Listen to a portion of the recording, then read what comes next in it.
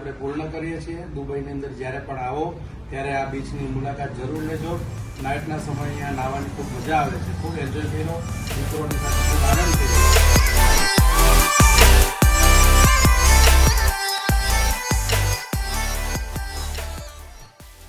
મિત્રો, કાઇટ બીચની અંદર નાઈને આપણે આવી ગયા છીએ। દુબઈની જેવી ગરમી હોવી જોઈએ એવી ગરમી હતી નહીં, એટલે નાહવાની ખૂબ મજા આવી, ખૂબ આનંદ કર્યો, ખૂબ એન્જોય કર્યો। મેકડીમાં જમ્યા, નાસ્તો કર્યો અને અત્યારે હવે પાછા અમે જઈએ છીએ અમારા ઘર પર। આજનો ખૂબ આનંદ આવ્યો।